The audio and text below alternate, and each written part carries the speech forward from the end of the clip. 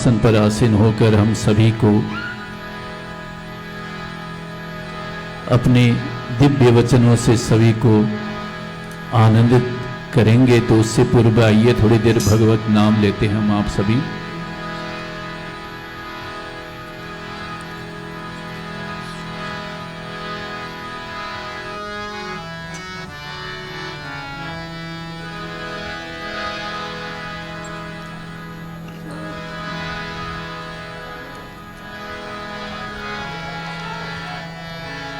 विघ्नेश्वराय वरदाय सुर प्रियाय लंबोदराय सकलाय जगद्धिताय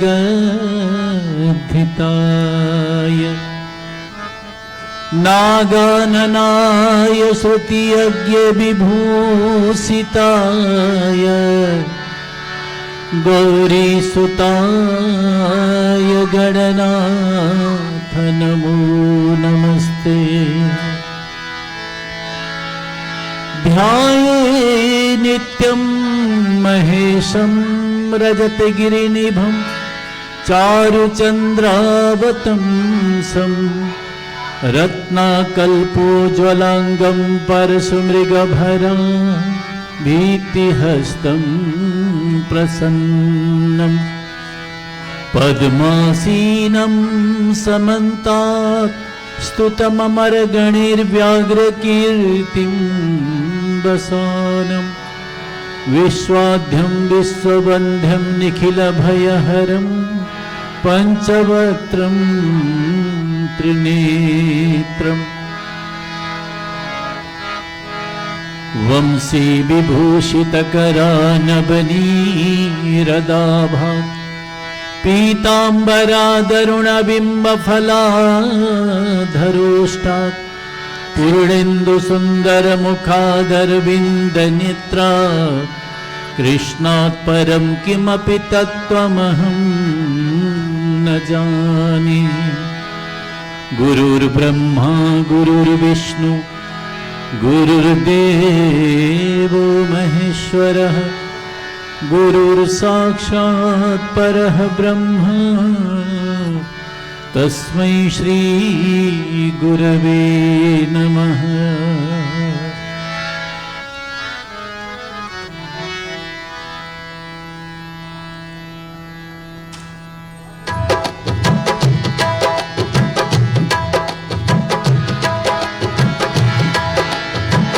तेरे चरण मेरे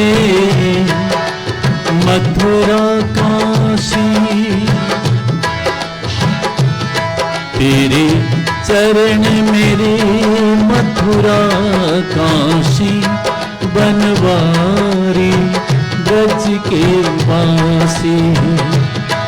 अखियाँ दर्शन की मतवारी मनमोहन मन के वासी। तेरे चरण मेरे मथुरा काशी बनवारी ब्रज के वासी। अखियाँ दर्शन की मतवारी मनमोहन मन के वासी।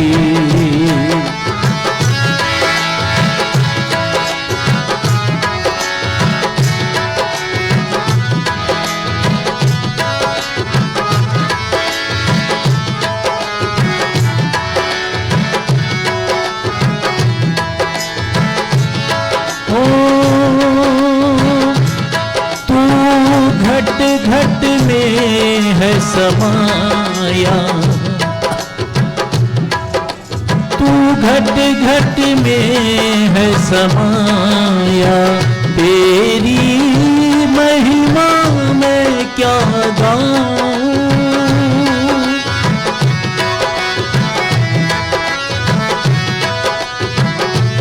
तू घट घट में है समाया।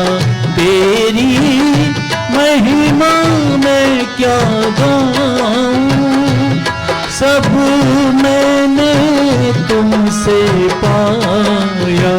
तुम को अब क्या भेंट चढ़ाऊं, तू ही सबका रखवाला प्रभु, तू मन का ज्योत प्रकाशी, अखियाँ दर्शन की मतवारी, मनमोहन मन के वासी।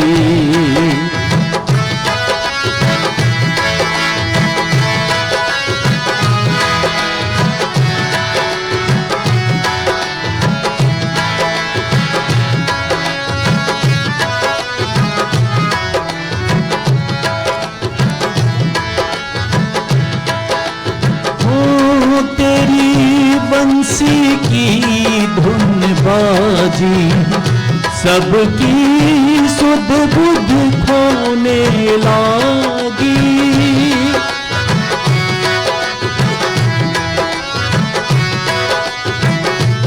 तेरी बंसी की धुन बाजी, सबकी सुध बुध खोने लागी, बंसी बटकी छैया में तेरी मुरली हर पल गाती, तेरा मोर मुकुट सांवल सूरत, अखियाँ इस छवि की प्यासी, अखियाँ दर्शन की मतवारी, बनवारी बन के वासी।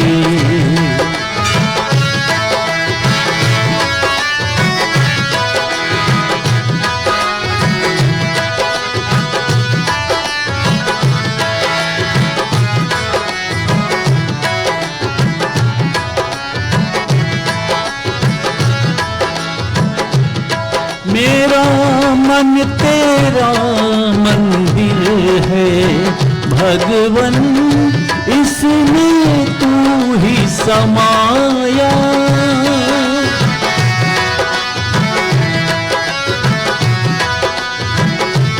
मेरा मन तेरा मंदिर है भगवन, इसमें तू ही समाया, मेरे रोम रोम अंतर में तूने भक्ति का दीप जलाया, तेरी शरण में हूँ मोहे अपना ले, तेरे द्वारे खड़ा अभिलाषी, अखियाँ दर्शन की मतवारी, मनमोहन मन के वासी, तेरे चरण मेरे मथुरा काशी, बनवारी बन के वासी, बनवारी ब्रज के वासी, ओ मनमोहन मन के वासी। बोलिए श्री वृंदावन बिहारी लाल की जय।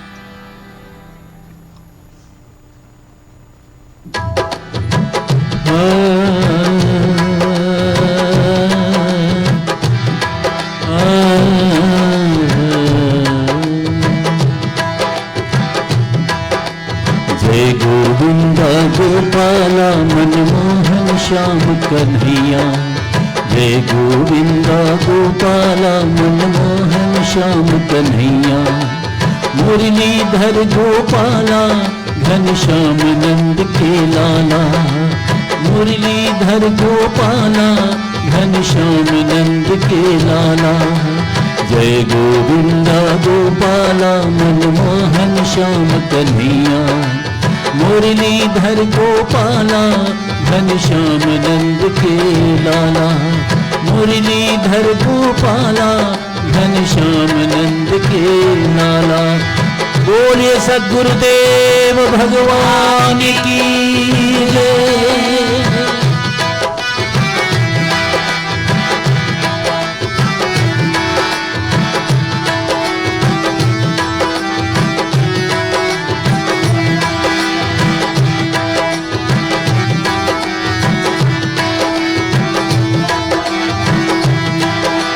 बोलिए श्री वृंदावन बिहारी लाल की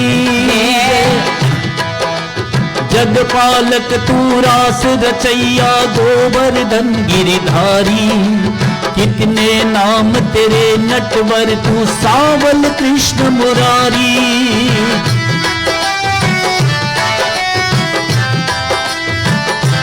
ओ जगपालक तू रास रचैया गोवर्धन गिरिधारी, कितने नाम तेरे नटवर तू सावल कृष्ण मुरारी। मोर मुकुट मन महले बलिहारी हर ब्रजवाला, मुरलीधर गोपाला घनश्याम नंद के लाला। जय गोविंदा गोपाला मनमोहन श्याम कन्हैया, मुरलीधर गोपाला घनश्याम नंद के लाला, मुरलीधर गोपाला घनश्याम नंद के लाला।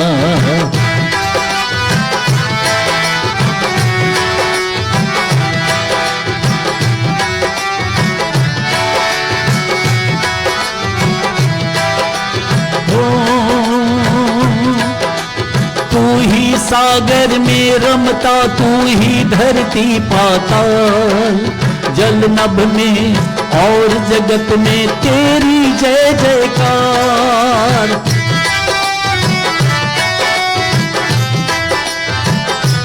हो तू ही सागर में रमता, तू ही धरती पाताल, जल नभ में और जगत में तेरी जय जयकार। मेरे मन मंदिर में स्वामी तुझसे ही उजियाला, मुरलीधर गोपाला घनश्याम नंद के लाला। जय गोविंदा गोपाला मनमोहन श्याम कन्हैया, मुरलीधर गोपाला घनश्याम नंद के लाला।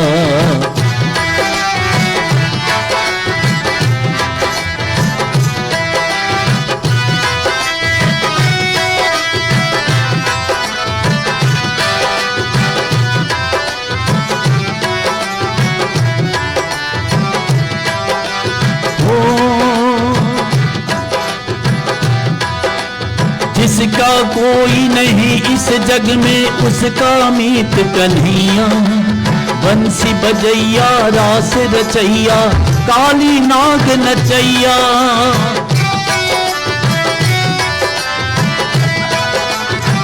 ओ जिसका कोई नहीं इस जग में उसका मीत कन्हैया, बंसी बजैया रास रचैया काली नाग नचैया। राजा हो या दीन भिखारी सबका तू रखवाला, मुरलीधर गोपाला घनश्याम नंद के लाला। जय गोविंदा गोपाला मनमोहन श्याम कन्हैया, मुरलीधर गोपाला घनश्याम नंद के लाला, मुरलीधर गोपाला घनश्याम नंद के लाला।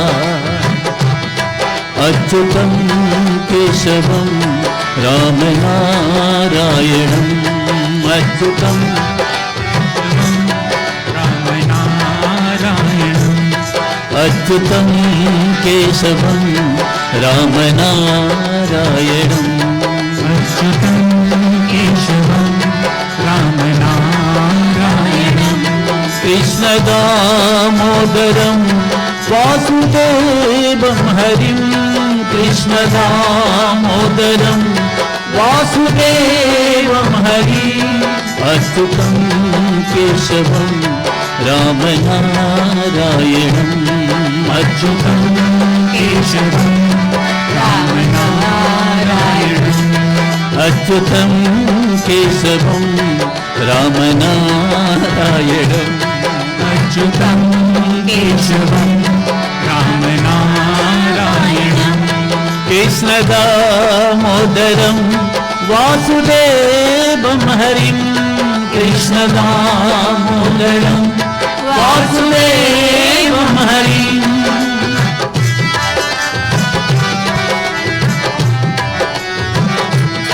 श्रीधरम माधवम गोपिका वल्लभम श्रीधरम माधवम गोपिका वल्लभम श्रीधरम माधवम गोपिका वल्लभम श्रीधरम माधवम गोपिका वल्लभम ओ जानकी नायकम रामचंद्रम भजे जानकी नायकम रामचंद्रम भजे अच्युतं केशवम राम नारायणम अच्युतं केशवम राम नारायणम कृष्ण दामोदरम वासुदेवम हरिम कृष्ण दामोदरम वासुदेवम हरिम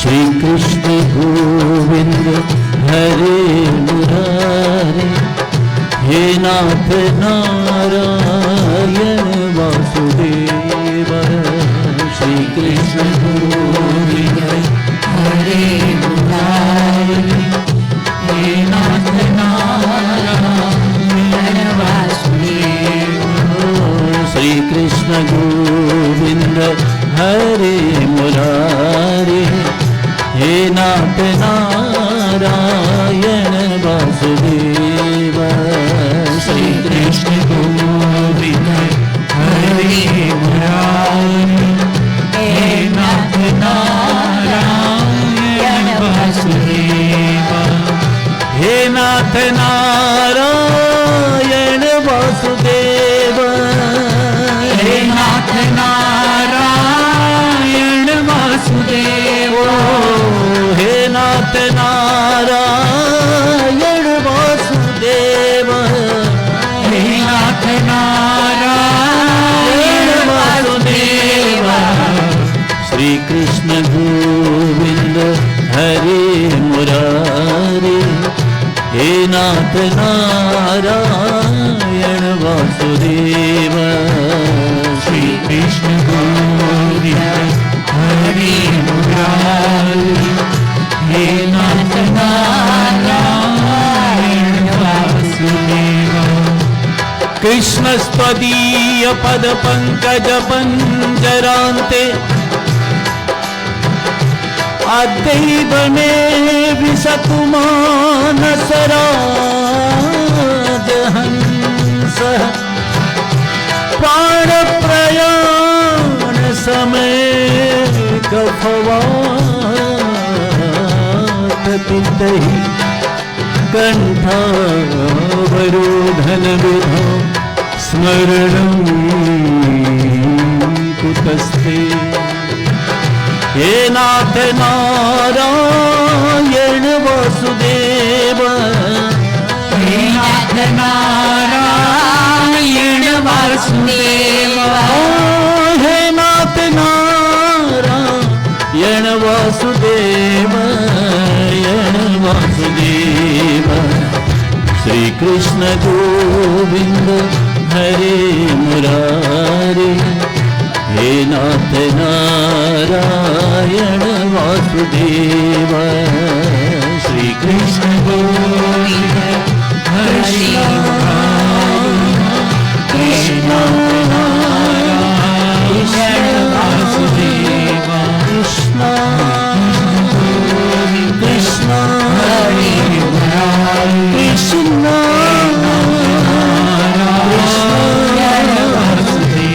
हरे कृष्ण हरे कृष्ण हरे कृष्ण नारायण वासुदेव। हे नाथ नारायण वासुदेव, हे नाथ नारायण वासुदेव। सच्चिदानंद रूपाय सच्चिदानंद रूपाय विश्वोत्पत्त्यादिहेतवे तापत्रय विनाशाय श्रीकृष्णाय वयं नमः। श्रीकृष्णाय वयं नमः। हे नाथ नारायण वासुदेव, हे नाथ नारायण वासुदेव। हे नाथ नारायण वासुदेव, हे नाथ नारायण वासुदेव। हे नाथ नारायण वासुदेव, हे नाथ नारायण वासुदेव। श्री कृष्ण गोविंद हरे मुरारे, हे नाथ नारायण वासुदेव। श्री कृष्ण गोविंद हरे कृष्ण, हे नाथ नारायण वासुदेव। हरे कृष्ण हरे कृष्ण, हे नाथ नारायण वासुदेव। हरे कृष्ण गोविंद हरे कृष्ण, हरे कृष्ण हरे कृष्ण। बोलिए श्री वृंदावन बिहारी लाल की जय। सद्गुरुदेव भगवान की जय। आइए आज द्वितीय दिवस की कथा को प्रारंभ करने के लिए मैं महाराज श्री के श्री चरणों में प्रार्थना करता हूँ। जय श्री राम।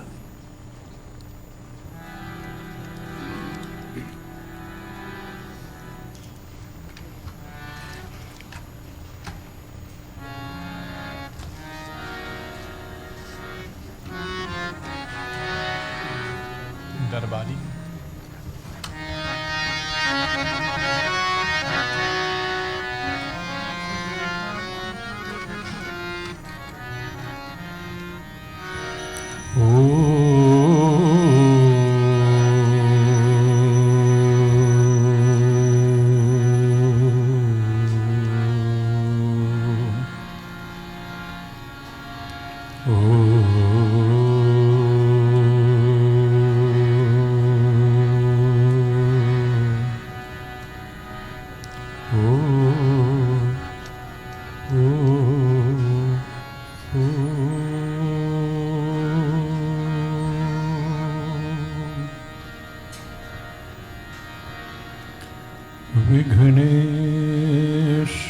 विघ्नेश्वराय वरदाय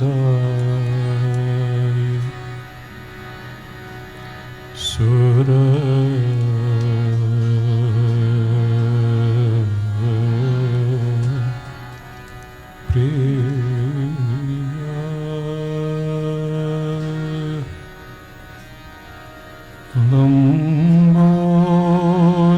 लंबोदराय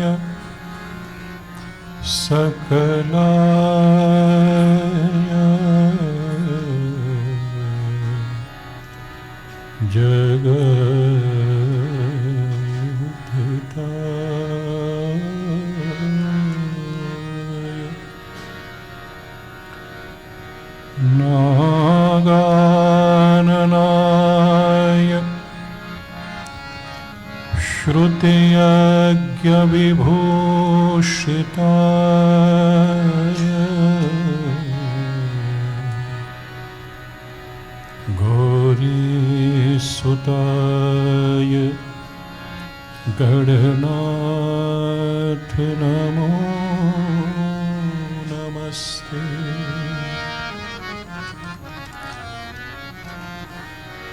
लोकाभिरामं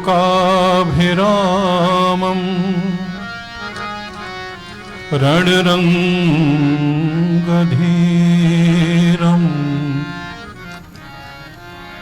राजीवनेत्रं रघुवंशनाथं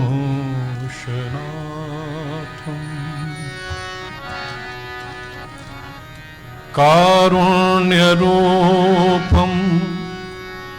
करुणाकरं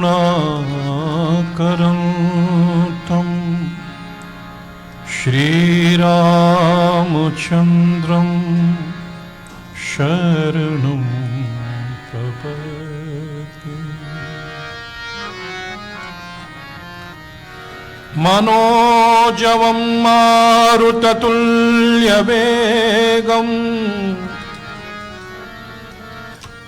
जितेन्द्रियं बुद्धिमतां वरिष्ठं वातात्मजं वानरयूथमुख्यं श्रीरामदूतं शरणं प्रपद्ये। गुरुर्ब्रह्मा गुरुर्विष्णु गुरुर्देवो महेश्वर गुरुः साक्षात् परब्रह्म तस्मै श्री गुरुवे नमः। बोलिए श्री बालकृष्ण भगवान की जय, श्री राम दरबार की जय, श्री हनुमान जी महाराज की जय, माता रानी की जय, श्री सद्गुरुदेव भगवान की जय, गीता मात की जय। नमः पार्वती पतये हर हर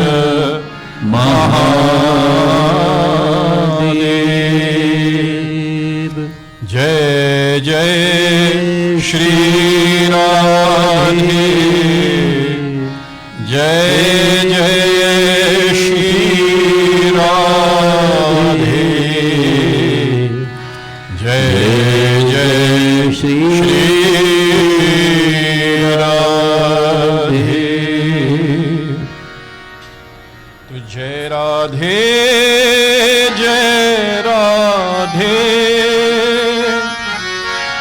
जय श्री कृष्ण बोलो जय राधे, जय राधे जय राधे, जय श्री कृष्ण बोलो श्री राधे, जय राधे जय राधे, जय श्री कृष्ण बोलो जय राधे, जय राधे जय राधे, जय श्री कृष्ण बोलो श्री राधे, जय राधे बोलो जय राधे, जय राधे बोलो जय राधे, जय श्री कृष्ण बोलो जय बोलो जय राधे। जय राधे जय राधे, जय श्री कृष्ण बोलो जय राधे। जय राधे जय राधे, जय श्री कृष्ण बोलो जय राधे।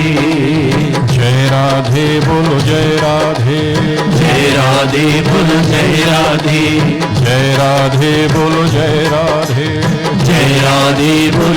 राधे, जय राधे बोलो जय राधे। जय राधे बोलो जय राधे, जय राधे बोलो जय राधे। जय राधे बोलो जय राधे, जय राधे बोलो जय राधे। जय राधे बोलो जय राधे, जय राधे बोलो जय राधे। जय राधे बोलो जय राधे, जय राधे बोलो जय राधे। जय राधे बोलो जय राधे, जय राधे बोलो जय राधे। जय राधे बोलो जय राधे, जय राधे बोलो जय राधे। जय राधे बोलो जय राधे, जय राधे बोलो जय राधे। जय राधे बोलो जय राधे, जय राधे बोलो जय राधे। जय राधे बोलो जय राधे, जय राधे बोलो जय राधे। जय राधे बोलो जय राधे, जय राधे बोलो जय राधे। जय राधे बोलो जय राधे, जय राधे बोलो जय राधे। जय राधे बोलो जय राधे, जय राधे बोलो जय राधे। जय राधे बोलो जय राधे, जय राधे बोलो जय राधे। जय राधे बोलो जय राधे, जय राधे बोलो जय राधे। जय राधे बोलो जय राधे, जय राधे बोलो जय राधे। जय जय श्री राधे। जय जय श्री राधे। जय जय श्री राधे।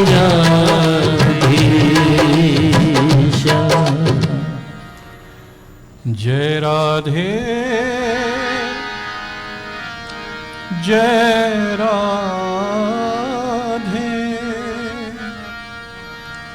जय श्री कृष्ण बोलो जय राधे।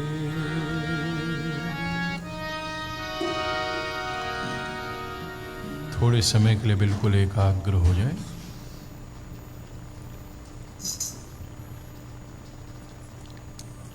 अपना सारा ध्यान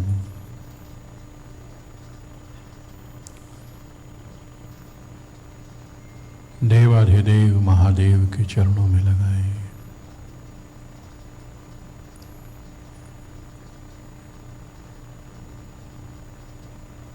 हे परमपिता,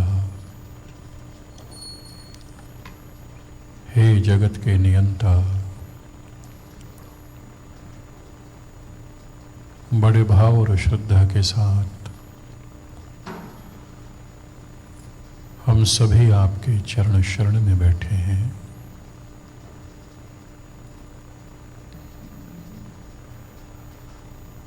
विष का पान करके अमृत देने वाले,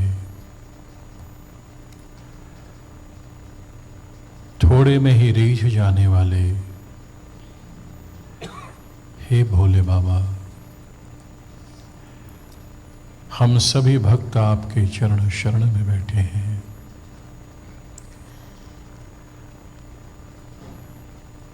आप तो देने वाले हो। एक यही दरबार ऐसा दरबार है जहां सबका सुना जाता है। बड़े भाव और श्रद्धा के साथ हम सब भी आपके चरण शरण में आए हैं। जीवन के दुखों से मुक्त करिए। जीवन में जो अभाव है, हमारा जीवन उन अभावों से मुक्त हो। आपका स्वभाव ही इतना सरल है जो थोड़े जल में बेल्व पत्र में रीझ जाते हैं। हे देवाधिदेव महादेव, हम सभी पे अपनी कृपा करो, परिवार पे अपनी कृपा बनाए रखो और ये सारा जगत समृद्धि से युक्त हो, कहीं कोई अभाव न हो, कहीं कोई संघर्ष न हो, प्राणी मात्र शांत हो, सुखी हो। यही प्रार्थना है, यही कामना है। इसे स्वीकार करो, स्वीकार करो, स्वीकार करो। दोनों हाथ की हथेलियों को आपस में रगड़ें। गर्म हथेलियां सारे शरीर पे घुमाएं।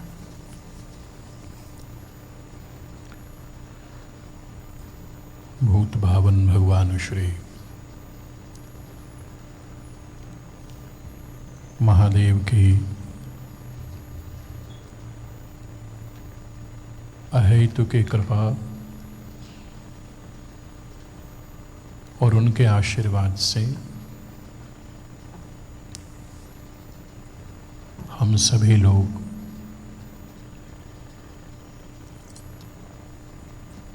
इस गीता ज्ञान यज्ञ के द्वितीय सत्र में प्रवेश कर रहे हैं।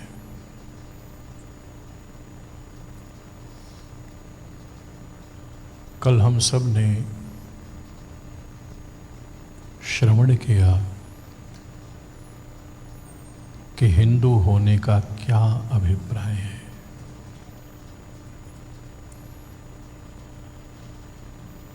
भगवान ने अंतु नाम नरजन्म दुर्लभ मतम पुंसत्वम ततो वित्ता, ये मनुष्य का देह बड़े भाग मानुष तन पावा, सुर दुर्लभ। सुर यानी कौन? देवता। सुर दुर्लभ। यह जो शरीर आपको मिला है, शास्त्रकार कहते हैं कि यह शरीर का मिलना देवताओं के लिए भी दुर्लभ है। सुर दुर्लभ सदग्रंथन गावा। तो शरीर तो मिला, और शरीर मिला भी तो ऐसा मिला जो देवताओं के लिए भी दुर्लभ है। तो किसी ने कहा कि देवताओं के लिए दुर्लभ क्यों है? देवताओं के लिए यह दुर्लभ है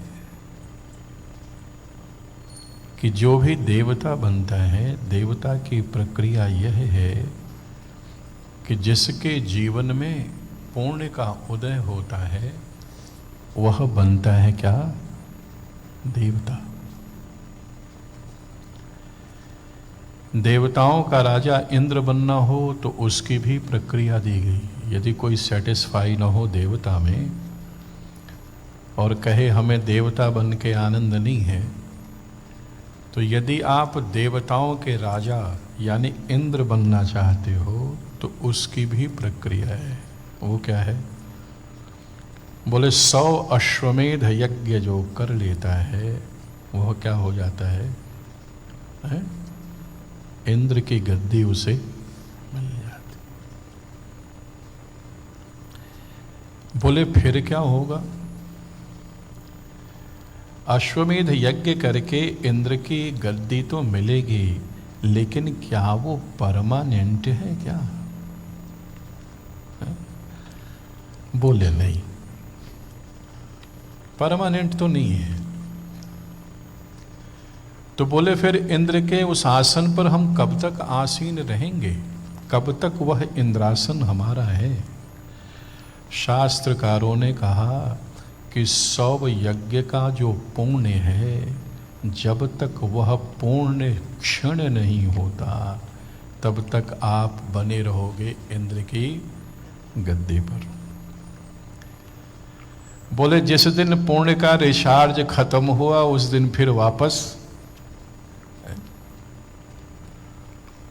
तो बोले फिर इसमें दुर्लभता की बात क्या है? मनुष्य देह में आप कह रहे हो कि देवताओं से भी दुर्लभ है, और हमें तो लगता है कि सिवाय दुख के कुछ है नहीं। बहुत से लोगों को लगता है कि जीवन में क्या है, सिर्फ दुख है, सिर्फ परेशानी है, उदासी है। और शास्त्रकार कहते हैं कि यह जीवन क्या है? यह जीवन तो देवताओं को भी जो दुर्लभ है वह शरीर आपको मिला है। क्यों? बोले देवताओं के शरीर में पुण्य का क्षय है, और आप चाहो कि हम कोई पुण्य कर सकें तो यह स्वतंत्रता नहीं है। पुण्य का क्षय कहाँ है? देवलोक में, स्वर्ग में। जैसे आपका पुण्य क्षय होगा, समाप्त होगा, फिर आप वापस आ जाओगे मृत्युलोक में। बोले मृत्युलोक की विशेषता क्या है? बोले मृत्युलोक तो 2 वे ट्रैफिक है, 1 वे नहीं है। कैसे? बोले यहां आप पुण्य को अर्जित भी कर सकते हो और पाप को काट भी सकते हो। यहां पुण्य अर्जन भी है, देवलोक में पुण्य का अर्जन नहीं है, पुण्य का क्षय है, अर्जन नहीं है। इस अर्थ में यह शरीर क्या है? सुर दुर्लभ सदग्रंथन। ये होगा कैसे? 3 प्रक्रिया को अपना के। पहला, श्रीमद् भगवद गीता को यदि आप ध्यान से देखेंगे तो भगवद गीता में 700 श्लोक हैं और 18 अध्याय हैं।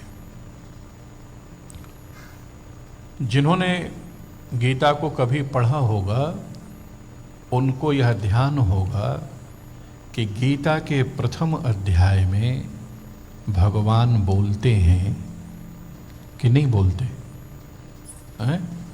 प्रथम अध्याय में, गीता के प्रथम अध्याय में भगवान कुछ नहीं बोलते, भगवान मौन है। जो बोलता है वो कौन बोलता है? अर्जुन बोलता है। यानी गीता की पहली शिक्षा यह है कि आप यदि अच्छे मनुष्य बनना चाहते हो तो सबसे पहले क्या बनो? अच्छे श्रोता बनो। पहली बात। अभी आप क्या कर रहे हो? सुन रहे हो। एक घड़ी आधी हो में पुण्य, थोड़े समय करो सत्संग। आध्यात्मिक यात्रा को शुरू करने के लिए 3 चीजों की आवश्यकता है। पहला है श्रवण, ध्यान से सुनो। दूसरा है मनन, और तीसरा है निदिध्यासन। ये साधना की 3 कड़ियां हैं। पहला है श्रवण। श्रवण क्या है? बोले श्रवण का मतलब सिर्फ सुनना नहीं है। क्यों? बोले यदि आपको वजन कम करना हो और आप व्यायाम करो, आधा घंटा किया व्यायाम, कैलोरी तो जली 300, और आधा घंटा व्यायाम करके खाया क्या? बोले खूब मालपुआ, रबड़ी, और क्या? रबड़ी मालपुआ से मन नहीं भरा तो गाड़ी रोक करके थोड़ा आइसक्रीम भी खा लिया। और घर आते आते पता चला कि केक तो थोड़ा बचा ही है, आज खत्म नहीं हुआ तो खराब हो जाएगा, तो केक भी जैसे आराम हो गए। व्यायाम तो किया कितना? 300 कैलोरी का, और खा कितना लिया? काउंट नहीं कर पाओगे जितना खाए हो, छोड़ दो। यानी आपका वजन तो तब कम होगा जब जो खाया और जो जलाया, जलाने की संभावना ज्यादा हो और अर्जन की कम हो। श्रवण भी काम तब करेगा जब श्रवण करते समय जो श्रवण में होने वाले संभावित अपराध हैं, उन अपराधों से बच के सुना जाए। सुना, लेकिन सुनते समय जिन दोषों के होने की संभावना है, उन दोषों से निवृत्त नहीं हुए और दोष से युक्त होकर के सुना, तब क्या है, बोले सुनने का लाभ नहीं मिलेगा और नुकसान होने की संभावना ज्यादा। ऑफिस से आए और क्या है, ऑफिस से आए और लिखा हुआ है क्या, भगवान की मूर्ति को स्पर्श न करें। क्या है, भगवान की मूर्ति को स्पर्श न करें। अगल बगल देखते रहे कि कब पंडित जी इधर से हटे और कब हम मूर्ति को स्पर्श करें। यहां तो सब अच्छा है, कई जगह ऐसा है, लिखा है बड़े बड़े शब्दों में, कृपया मूर्ति को स्पर्श न करें। देखो, भगवान के दर्शन का जो फल मिला वो तो मिला, लेकिन अब आप किस भाव में हो, किस वस्त्र अपवित्र, शरीर अपवित्र, उस अपवित्र शरीर से देवता को स्पर्श करने का जो दोष है, वह दोष भी लग गया। पुण्य का अर्जन तो जो हुआ हुआ, लेकिन दोष भी साथ में लगा। क्यों? चूंकि दर्शन के समय जिस तरह से दर्शन करना चाहिए, उस तरह से हमने दर्शन नहीं किया। तो विधि निषेध, इसका ध्यान रखना।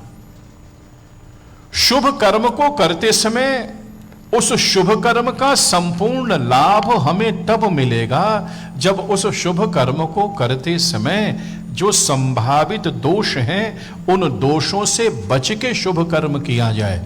और बोले शुभ कर्म तो किया 3 यूनिट और शुभ कर्म करते समय दोष जनरेट किया 10 यूनिट। अब क्या हो गया है? जैसे शुभ कर्म करते समय मान लो शिवरात्रि के दिन किसी महामहोत्सव पर भगवान के स्थान पर भीड़ ज्यादा है, अपना जल चढ़ाने के लिए किसी को धक्का दिया और वो गया गिर। कल लॉ ऑफ कॉजेशन बताया ना, भगवान को जल तो चढ़ाया 1 लोटा और माई को ढकेला, माई का हाथ टूटा 3 महीने के लिए। अब जितने दिन वो बेड पे रहेगी, हाय हाय करेगी, उतना तकलीफ किसको होगा? धर्म करते समय किसी प्रकार की कोई त्रुटि न हो जाए। धर्म तो किया, दोष से बच के। श्रवण करते समय 2 दोषों की संभावना है मेरे भाई बहन। पहला, बोले श्रवण करते समय 2 दोषों से बचो। एक तो यह पूर्वाग्रह और दूसरा क्या है? अहंकार। पूर्वाग्रह क्या है? पूर्वाग्रह वह है कि आप इस भाव से आए कि आपको तो सब पता है, लेकिन चलो अब किसी ने बुलाया है तो थोड़ा इनको भी सुन ही आते हैं। हमारा तो माइंड सेटअप है कि क्या सही है क्या गलत है, I know everything, I don't need to know anything. Then why are you here? बोले वो because of the trustees, they invited me, that's why I come here. Otherwise as far as knowledge is concerned, I am sufficient, I don't need any knowledge. ये क्या है? और 3 तरह के लोग आते हैं। एक तो आते हैं श्रोता, वो बड़े दुर्लभ हैं। श्रोता कौन है? जो पूर्वाग्रह से मुक्त होकर के सुने, वो है श्रोता। एक आते हैं सरौता। सरौता कौन है? मंदिर में पार्किंग में क्या गलत है, मंदिर में भीतर क्या गलत है, पंडित जी ने क्या क्या गलत किया और व्यास जी ने क्या क्या गलती की, ये सारा नोट। बोले व्यास जी सब काम तो अच्छा करना है, ये जो बीच बीच में हंसते रहते ना, ये ठीक नहीं है, ये तो थोड़ा ठीक नहीं है। पंडित जी को थोड़ा बताओ ऐसे नहीं ऐसे करे। ये कौन है? सरौता। और तीसरा सबसे दिव्य आत्मा है, वो न श्रोता है न सरौता है, वो सोता है आकर के आराम से। सत्संग में आया सोया और जब आरती शुरू हुई तो बगल वाले को कहा, बहन जब चलने का हो तो तैयार थोड़ा जगह देना, चल के साथ प्रसाद पाएंगे, उसके बाद साथ जाएंगे घर। तो श्रोता बनो, सोता श्रोता नहीं। है? 3 चीजें सुनने में। पहला दोष है पूर्वाग्रह। पूर्वाग्रह का अभिप्राय, जब आप किसी को सुनते हो तो आप जो जानते हो उस जान के हुए को बिना हटाए आप किसी दूसरे के व्यू पॉइंट को नहीं समझ सकते। आप जो जानते हो ठीक है, बेटे के व्यू पॉइंट को समझने के लिए पिता को थोड़े समय के लिए अपने व्यू पॉइंट को हटाना पड़ेगा। आपकी रियलिटी दूसरी है, बेटे की रियलिटी दूसरी है। बेटा बॉर्न एंड ब्रॉट अप इधर है। उसका मित्र पूछता है कितने साल के हो गए, बोले 18 साल के। रहते किसके हो, बोले पापा के साथ। बोले फिर तो गड़बड़ ही है, फिर तो मामला क्यों। और आप किस कल्चर से आए? आप आए बिल्कुल पृथक कल्चर से। हम ये नहीं कह रहे कौन अच्छा कौन बुरा, लेकिन उसकी परिस्थिति को समझो। यहां आए हुए बहुसंख्यक लोगों में कई बार मैं देखता हूं कि उनके पास कोई तकलीफ है नहीं। सबसे बड़ा तकलीफ क्या है कि यह अपने बच्चों को लेकर के ज्यादा परेशान। क्यों? संस्कृति में यहां पले बढ़े और आप चाहते हो कि उनके ऊपर वह संस्कृति लागू हो जिसका एक्सपोजर आपको है। तो वह कैसे होगा? वह होगा ज्ञान की प्रक्रिया के द्वारा। तो न तो आपने बताया, न तो आपने समझाया, न तो आपने जनाया। अब आप उस बच्चे से अपेक्षा कर रहे हो कि वह आप जैसा ठीक समझते हो वैसा व्यवहार करे और उसको उसके बारे में कुछ पता बेचारे को। मुश्किल समझो। उसकी रियलिटी दूसरी है, उसकी समझ दूसरी है, उसकी संस्कृति दूसरी है। आपने उसको इतना ही बताया कि चलो मंदिर,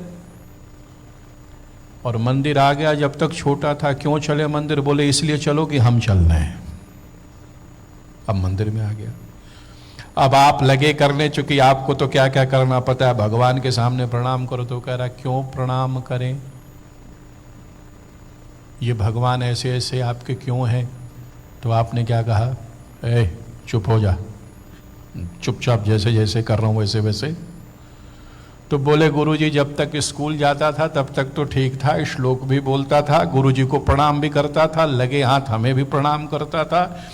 जब से यूनिवर्सिटी गया तब से बिल्कुल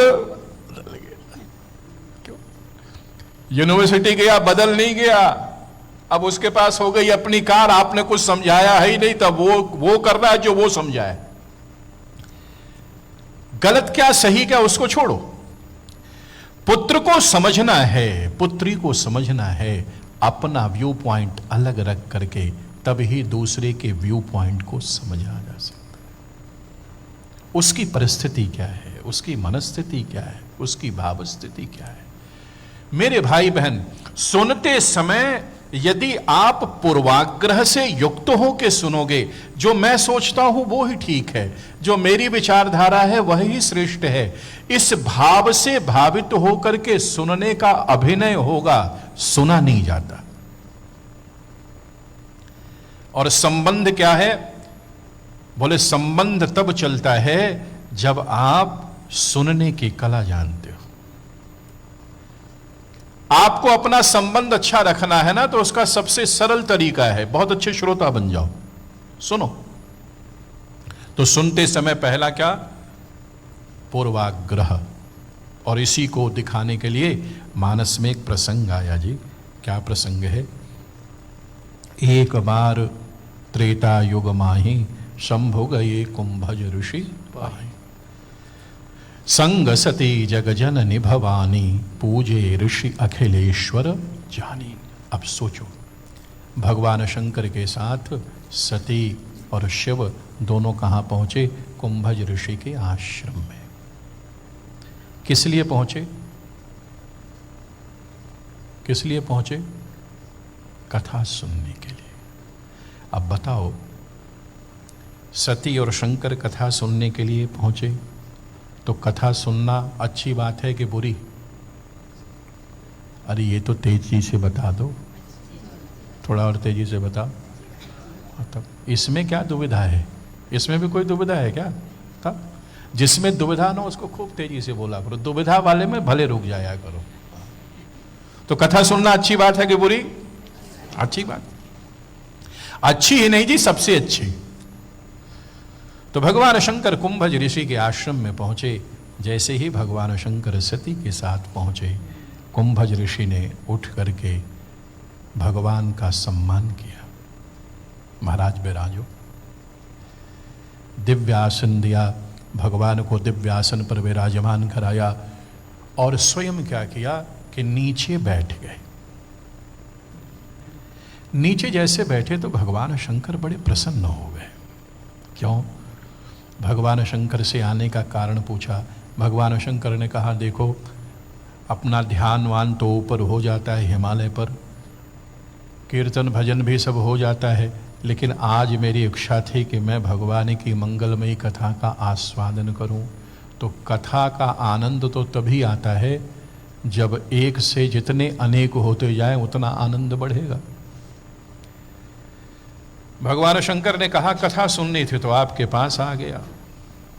और जैसे ही इस निराभिमानिता को देखा तो भगवान शंकर और प्रसन्न हो गए कि देखो कितने निराभिमानी हैं। होना तो ये चाहिए कि मैं इनको ऊपर बैठाता, स्वयं नीचे बैठता, लेकिन इन्होंने हमें ही ऊपर बिठाया, स्वयं नीचे बैठ गए। कितने निराभिमानी हैं। और ऐसे ही निराभिमानी व्यक्ति से भगवान की कथा सुननी चाहिए। शंकर भगवान ने ये अर्थ निकाला।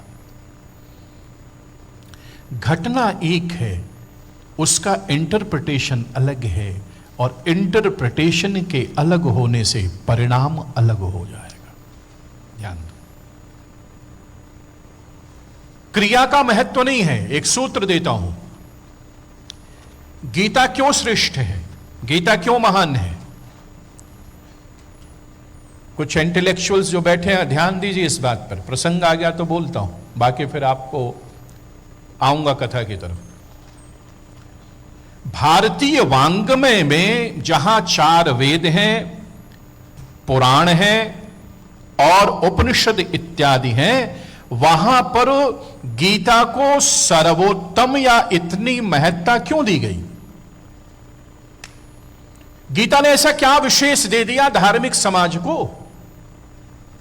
धर्म जगत में जहां वेद है, उपनिषद है, इतने नाना प्रकार के पुराण हैं, अनेकों चीजें हैं, वहां पर गीता ने ऐसा विशेष क्या दे दिया जिसके कारण चाहे कोई भी संप्रदाय हो, चाहे कोई भी व्यक्ति हो, और जो भारतीय कुछ न जानते हो वो भी कम से कम गीता जानते हैं।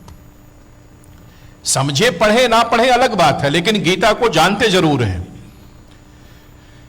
ऐसी कौन सी बात है जो गीता ने दी जो अन्य जगहों पर नहीं है? बड़े ध्यान से आप सुन रहे हो तो मैंने यह प्रसंग उठा दिया।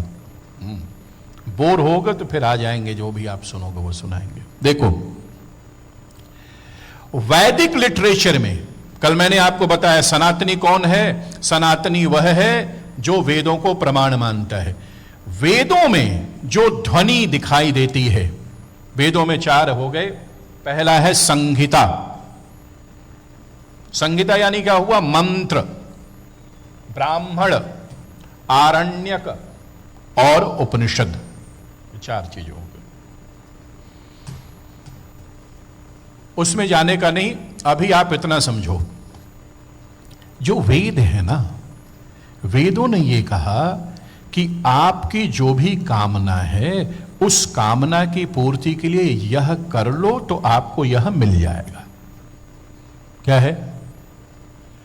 वेदों में आपकी जो भी कामना है, जो भी आकांक्षा है, आप उस अपनी कामना और आकांक्षा को लेकर के जाओ और जानने वाला ये बता देगा, यह अनुष्ठान कर लो, यह तरीके से यज्ञ कर लो, इस यज्ञ के परिणाम से आपको वह मिल जाएगा जो आप पाना चाहते हो। दूसरी विशेषता क्या है? वैदिक वांग्मय ने कुछ कर्म विशेष को धर्म माना। ध्यान दो, वैदिक लिटरेचर में कुछ कर्म विशेष को उन्होंने धर्म माना। जैसे यज्ञ करना क्या माना गया? धर्म माना गया। वैदिक लिटरेचर के ही माध्यम से पुराणों में आके बात पता चली कि यदि आपको इंद्र की गद्दी चाहिए तब क्या करो? इंद्रासन को पाना है तो अभी बताया ना, क्या करो? 100 अश्वमेध यज्ञ। उसका परिणाम क्या होगा?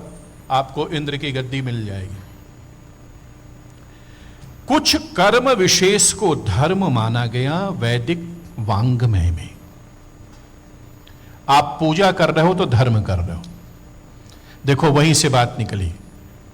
लेकिन फिर बाद में एक बात देखी गई, क्या बोले इससे तो काम बन नहीं रहा है।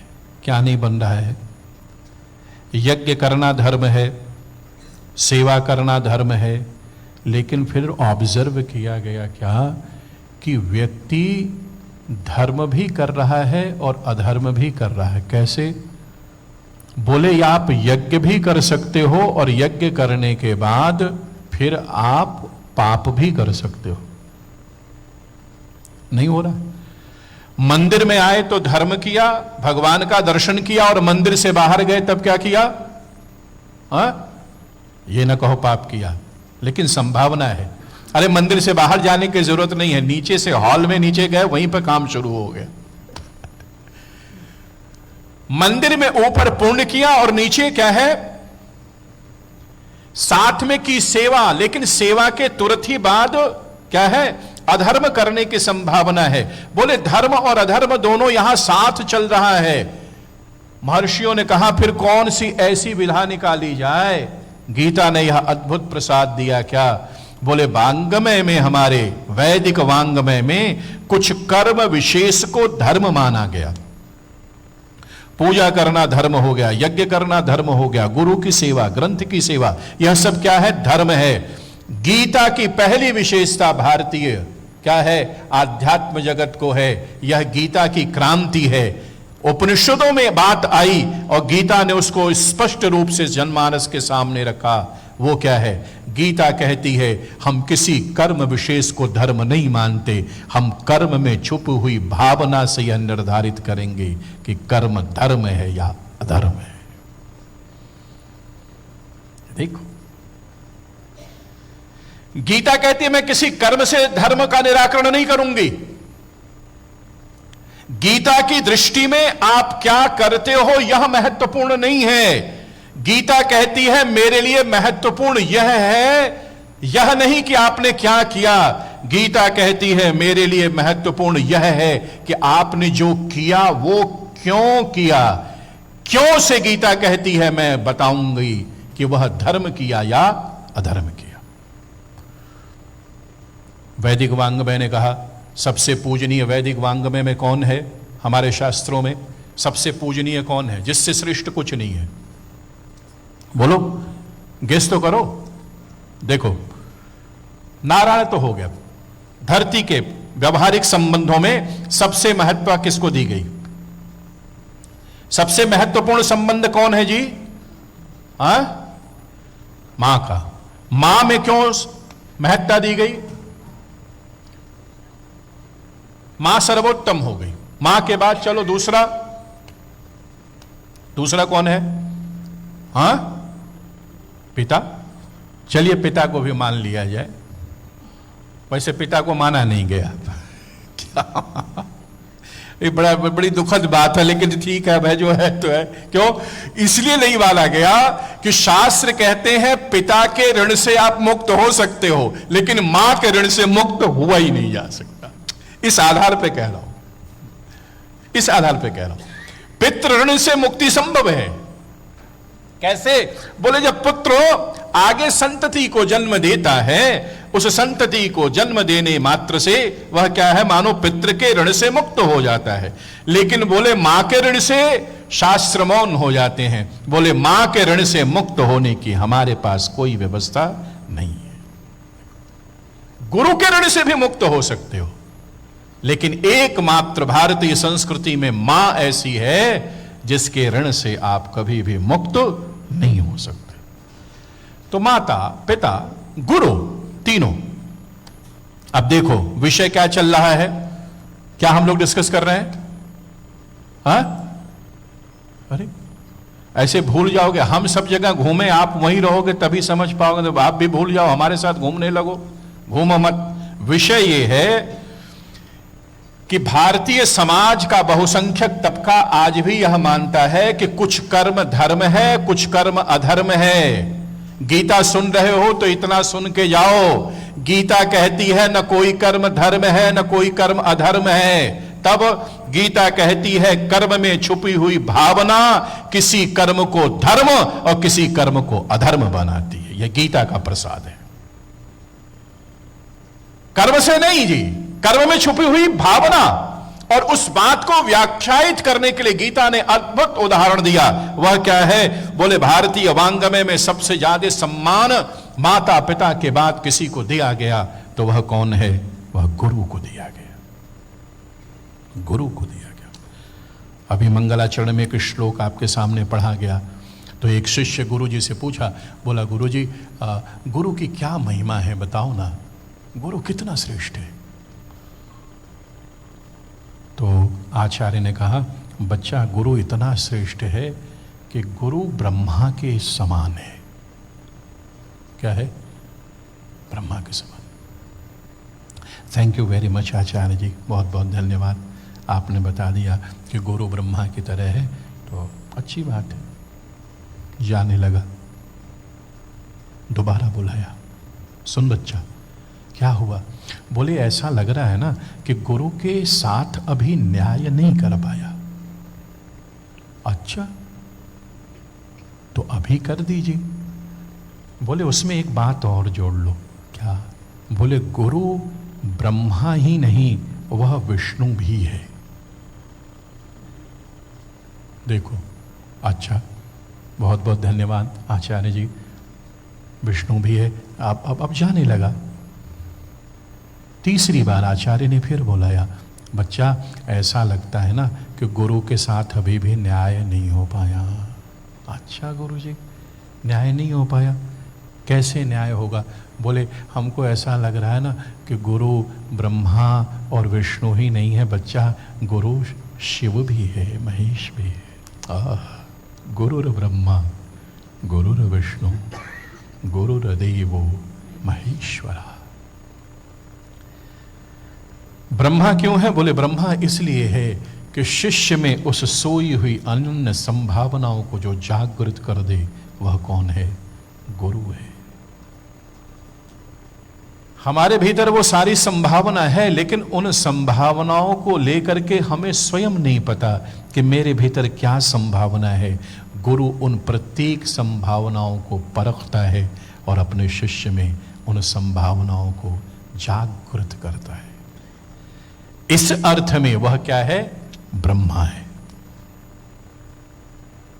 जो आपके भीतर सद्गुणों को जगाया गया, वह सद्गुण लंबे समय तक आपके भीतर प्रज्वलित रहें, वह उद्दीप्त रहें, इसके लिए प्रयास भी कौन करता है? गुरु। इस अर्थ में वह विष्णु है, सस्टेनर है, क्रिएटर भी हो गया। किसका? सद्गुणों का, धर्म का, दृष्टि का। गुरु दृष्टि देता है, इस अर्थ में ब्रह्मा है। दी हुई दृष्टि को सस्टेन करता है, इस अर्थ में विष्णु है। और बोले शिष्य के भीतर जो नकारात्मकता है, जो उदासी है, जो दैन्यता है, जो हीनता है, जो न्यूनता का भाव है, गुरु अपने शिष्य को उन नकारात्मक भावों से मुक्त करता है। इस अर्थ में वह शिव है। ब्रह्मा विष्णु महेश। अब तो समय बदल गया, तो अब तो गुरु भी जाने भगवान। मैं गुरु, सही गुरु की बात कर रहा हूं, मैं उनकी गुरु की बात नहीं कर रहा हूं। एक गुरु वो भी हैं, कौन? वो कालनेमी। कालनेमी के गुरु नहीं, सही गुरु कौन है? देखो, गुरु की एक पहचान है। एक वीजा आता है ना, उसको बोलते हैं ट्रांजिट वीजा। ट्रांजिट वीजा क्या है? ट्रांजिट वीजा का टेक्निकल मतलब यह है कि हमारा गंतव्य कहीं अन्यत्र है, लेकिन उस गंतव्य तक पहुंचने से पहले थोड़े समय हम आपके यहां रुकेंगे, हम रहेंगे नहीं आपके यहां, लेकिन उस मूल मुख्य गंतव्य तक पहुंचने से पहले थोड़ा समय हम आपके यहां रुकेंगे। इसी को बोलते हैं ट्रांजिट वीजा। अब इसको गुरु शिष्य परंपरा में देखो, गुरु कौन है? गुरु के दृष्टि में, गुरु की भावना में जो शिष्य बनाता है वह शिष्य बनाना ट्रांजिट फेज है। सच्चा गुरु वह होता है जो आपको शिष्य बनाता है लेकिन शिष्य के रूप में रख के राजी नहीं है। कब क्या करता है? बोले वह उसके लिए आपका शिष्य बनना ट्रांजिट फेज है। सच्चा गुरु तब तक प्रसन्न नहीं होता जब तक आप भी उसकी तरह गुरु न बन जाओ। एक गुरु के प्रति सच्चा गुरु दक्षिणा क्या है? गुरु कब प्रसन्न होता है? तब नहीं जब आप शिष्य बने रहो जी। जो आपको शिष्य बना के रखता है उसकी गुरुता में कमी है। उपनिषद का मतलब ही है कि तुम यहां आओ, बैठो। अभी ठीक है तुम वहां बैठे हो, लेकिन गुरु कहता है मैं तुमको ऐसी दृष्टि देता हूं, ऐसी दृष्टि दूंगा, ऐसी साधना प्रक्रिया दूंगा। कैसी गुरुदेव? बोले ऐसा दे दूंगा कि जैसे मैं दुनिया देखता हूं तुम भी दुनिया को वैसे ही देखो। शिष्य बना करके जो आपको शिष्य रखना चाहता हो समझ लेना कि खतरा है। सच्चा गुरु लोग पूछते हैं कैसे पहचानो? यही पहचान है एकमात्र।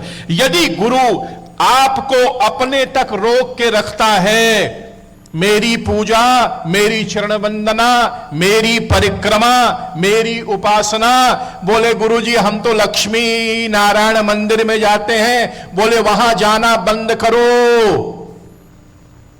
अरे वो तो मेरा नियम है, मंगलवार को भी जाता हूं, सोमवार को बोले उसकी कोई जरूरत नहीं है। तब बोले ये हमारा शरीर का फोटो खींचो। देखो अच्छा गुरुजी इसका फोटो खींच के क्या होगा? बोले यही फोटो घर में लगाओ। अरे बोले वो काशी से आए थे, कल ही बता के गए कि 5 के अलावा किसी के पूजा का विधान ही नहीं है। बोले वहां जाना बंद करो, वहां जाना बंद करो। तब क्या करें? बोले सच्ची साधना यही फोटो खींच लो हमारा। अब क्या करें गुरुजी? बोले अब किसी मंदिर में जाने की जरूरत नहीं है, किसी देवी देवता की उपासना करने की जरूरत नहीं है। जो सुबह राग भोग मंदिर में करते थे देवता की, वह करने की जरूरत नहीं है। तब क्या करूं? बोले बस हमारा ही पूजा करो, हम ही सब कुछ है। देखो गुरु याद रखो, सच्चा गुरु के लिए आपका शिष्यत्व ट्रांजिट फेज है। सच्चा गुरु कभी आपको अपने तक नहीं रोकेगा, वह अपने से होते हुए उसके तक जो पहुंचा दे, यही सच्चा गुरु है। ये सच्चे गुरु की परिभाषा है। अब आज तो कल तो कैसे गुरु हुए? कई लोग कह रहे हैं गुरुजी मंदिरों में कुछ लोग कम हो गए। हमने कहा क्यों कम हो गए? भारत में कहीं बता रहे, बोले आजकल इधर एक गुरुजी का प्रभाव बहुत है, लोग उन्हीं की आरती उतार रहे हैं। तो हमने कहा कि उनके चेले को मिलाओ जो उनकी आरती उतार रहे हैं। बोले गुरुजी यही पहला वाला आगे वो जो बैठ के सुनता है यही है। मैंने उसको पकड़ा फिर सत्संग के बाद। हमने कहा क्यों? सनातनी परंपरा में बोले गुरुजी बड़ा तकलीफ है, तकलीफ का। अरे हमने कहा तुम्हारे तकलीफ को न महादेव खत्म कर पाए, न दुर्गा कर पाई, न गणपति कर पाए, न हनुमान कर पाए। बोले गुरुजी लेकिन जहां गया हो वो कर दे रहे हैं। क्या भ्रम, क्या भ्रम है। गुरु की महत्ता, गीता ने इस बात को, उस गुरु को जिसको ब्रह्म माना गया, और इतना ही नहीं कि उसे सिर्फ शिव, विष्णु और ब्रह्मा माना गया। जब शिष्य जाने लगा तो गुरु ने तीसरी बार बोला बच्चा एक बात सुनो। क्या गुरुदेव? बोले अभी भी लगता है हमने गुरु के साथ न्याय नहीं किया। अच्छा तब क्या है? बोले गुरुर ब्रह्मा गुरुर विष्णु गुरुर्देवो महेश्वरः, गुरु साक्षात परब्रह्म,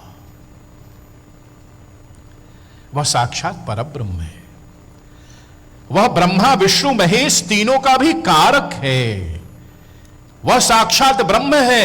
और सोचो, जिस गुरु की भारतीय वांग्मय में इतनी महत्ता, जिसे ब्रह्म बताया गया, गीता को गाने वाला कृष्ण कहता है इस गुरु का हत्या करो। बोले यह तो आपने बड़ा अधर्म बता दिया कृष्ण। बोले नहीं, इस गुरु की हत्या करना ही धर्म है। कहां जाओगे, ये गीता है। गुरु की हत्या धर्म कैसे हो गई? बंधु बांधवों की हत्या धर्म कैसे हो गई? पितामह की हत्या कैसे धर्म हो गई? और उस गीता को गाने वाला कृष्ण कहता है, अर्जुन, चूंकि धर्म कर्म में नहीं उलझा है, धर्म भावना में उलझा है। परित्राणाय साधुनाम विनाशाय च दुष्कृताम्। ये तो तुम्हारे गुरु दिखाई दे रहे हैं, बंधु बांधव दिखाई दे रहे हैं, चूंकि यह अधर्म के पक्ष में है, और जो भी अधर्म के पक्ष में हो उसे मारना यही ही धर्म है। देखो क्या मतलब हुआ। मारने जैसी, हिंसा जैसी, युद्ध जैसी घोर क्रिया को भी गीता कहती है यदि धर्म के स्थापना के लिए हो तो वह अधर्म नहीं धर्म है। यह गीता है। ये बात समझो। आज भी आपको भ्रांति रहती है, कुछ काम को आप क्या मानते हो, धर्म, कुछ काम को क्या मानते हो, अधर्म। अब इतना समझ के जाओ, कोई भी काम न धर्म है न कोई काम अधर्म है। पुराणों में इसको और व्याख्यायित किया गया। कैसे व्याख्यायित किया गया? अब एक कथा सुन लो इसी बात को व्याख्यायित करने के लिए। एक ब्राह्मण था, उस ब्राह्मण का नाम था कौशिक। कौशिक ब्राह्मण को तप की इच्छा हुई तो वो जंगल चले गए। जंगल में जाकर के तप करने लगे। एक वृक्ष के नीचे बैठे और तपस्या करने लगे।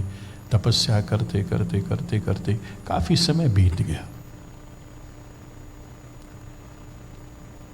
अचानक एक पक्षी आकर के वृक्ष के ऊपर बैठा। उस पक्षी ने कुछ गंदा किया, वो उनके ऊपर गिरा, और जैसे वो पक्षी का गंदा गिरा तो उनकी दृष्टि खुली। दृष्टि खुली तो ऊपर देखा। ऊपर जैसे ही देखा महाराज, वह पक्षी जल करके क्या है, नीचे गिर गया। देखो कितने सुंदर ढंग से इन सिद्धांतों को पुराण आपको समझाते हैं। अब जैसे पक्षी जल के गिरा तो उस नए नए साधक को बड़ा आनंद आया। अरे बोले थोड़ी सिद्धि मिल गई लगता है? अब तो जिसको देख लूं वो क्या है। अच्छा मान लो यहाँ हम कैंप लगाएं कि सबको वो शक्ति दी जाएगी तो एक आदमी नहीं बचेगा।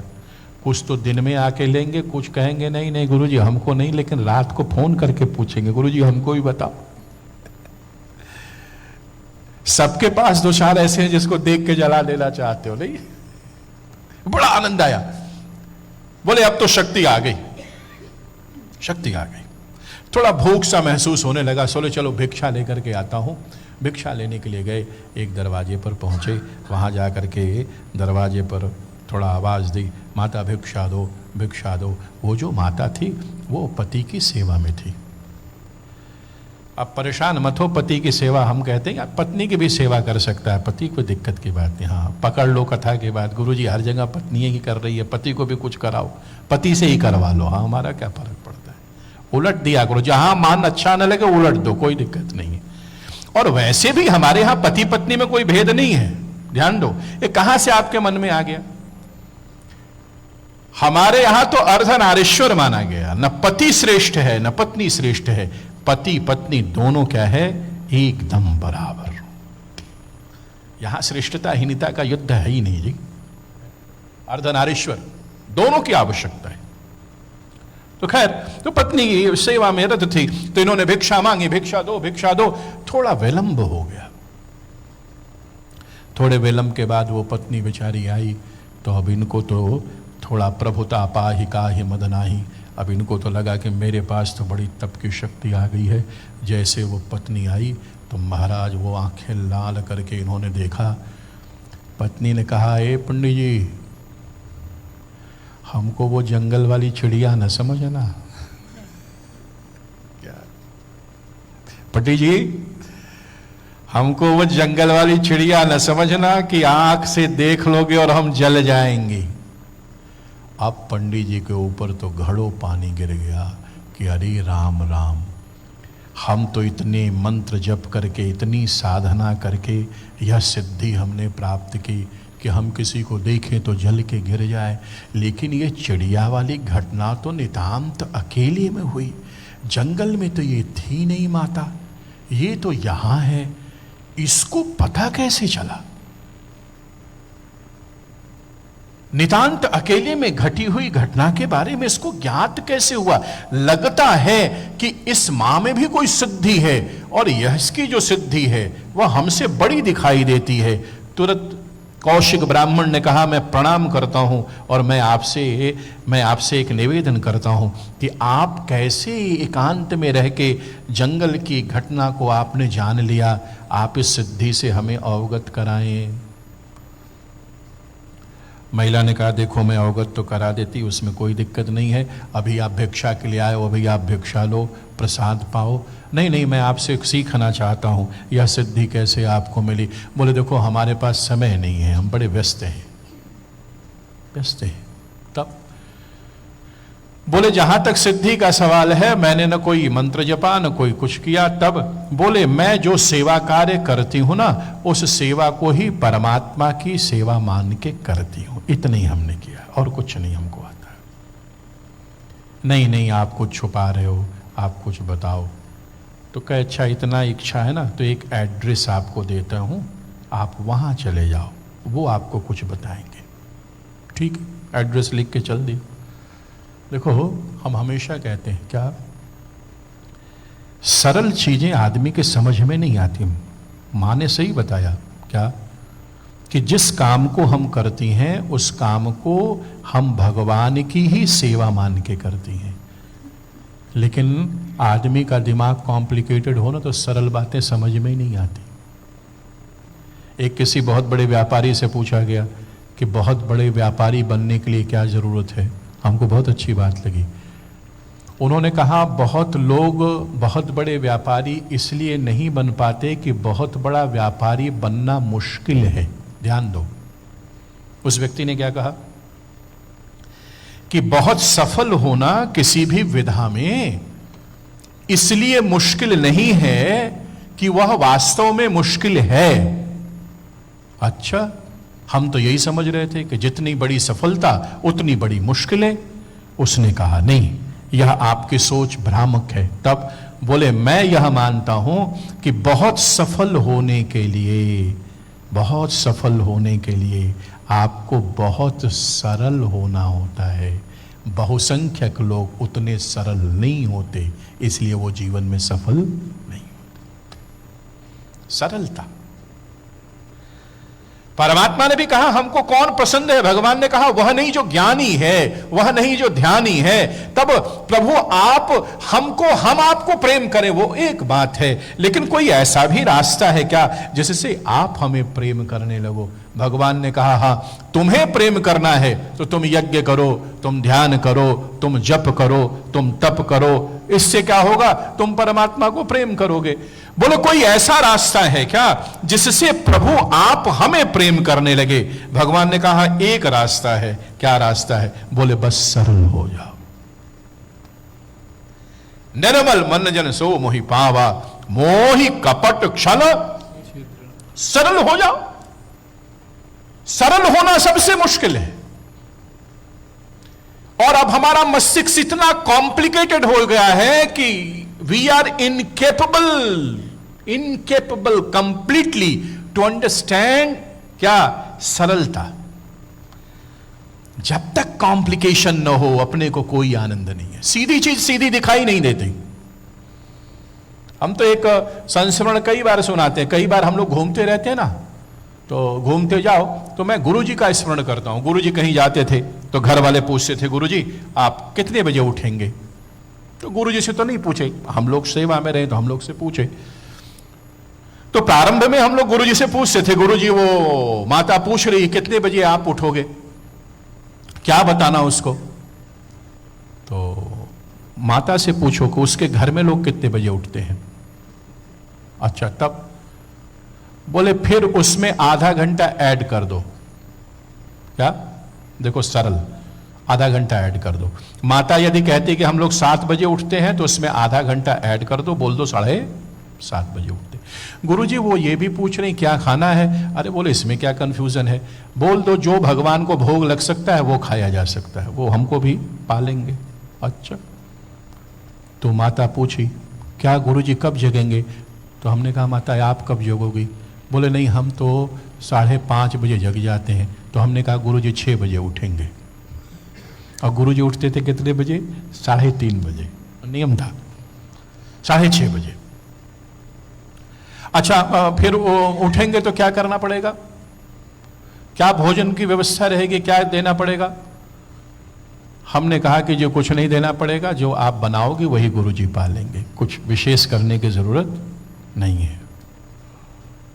तो 3 दिन बाद वो माई बोलती है कैसे गुरुजी आए हैं, हम उठते हैं 6 बजे, ये उठते हैं 6:30 बजे, जो हम खाते हैं वही खाते हैं, कहाँ से कैसे गुरुजी आ गए जो है।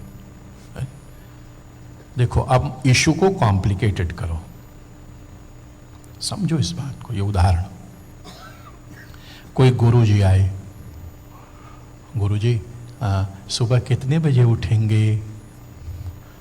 बोले हम तो 3 बजे उठेंगे। अब आपका हाथ पैर फूल गया, अरे राम राम, 6:30 बजे से घर की लाइट कोई जलती ही नहीं है, गुरुजी उठेंगे 3 बजे। अरे बाप, देखो कॉम्प्लिकेशन शुरू हुआ। अच्छा, तो 3 बजे आप उठेंगे तो मेरी जरूरत आपको कब लगेगी, हम लोगों की आवश्यकता आपको कब लगेगी। बोले उसी समय लगेगी। गुरुजी 3 बजे क्या जरूरत लगेगी। बोले नहीं, थोड़ा गर्म पानी, थोड़ा ठंडा पानी। गुरुजी केटली रख दूं। अरे बोले पाप का कर्म है, केटली उटली ना रखना, गैस पे गर्म पानी गर्म करना और फिर पकड़ना हाथ में। यदि हाथ जले तो फिर रुकना और ठंडा पानी डालना। अच्छा गुरुजी, तो कब ले करके आए गुरुजी, हम ही को पीना है क्या। ना नहीं, हमारे पास लाना है। सुनो तो, गर्म ना उठा के लाना। तब क्या करो। बोले तब उसमें थोड़ा ठंडा पानी और मिलाना। अरे तो और मिलाएंगे तो और ठंडा हो जाएगा। अरे बोले नहीं, बात तो सुनो भाई, कब तक मिलाते रहे। बोले जब ग्लास को पकड़ना और थोड़े समय तक गर्म का आभास हो लेकिन रखने की इच्छा न करे, इतना गर्म पानी लेकर के 3 बजे कमरे के सामने। आपको लगा आप कुछ आनंद आया भाई। अच्छा, तो बस जल पे ही काम चल जाएगा। अरे बोले राम राम कहो, जल पे काम। 8 बजे 5 फल, 5 रंग के, 5 नाम के, 5 रंग अलग अलग, 5 नाम अलग अलग। अब आपको लगा महाराज कोई सिद्ध पुरुष आया। कॉम्प्लिकेशन हो गया ना।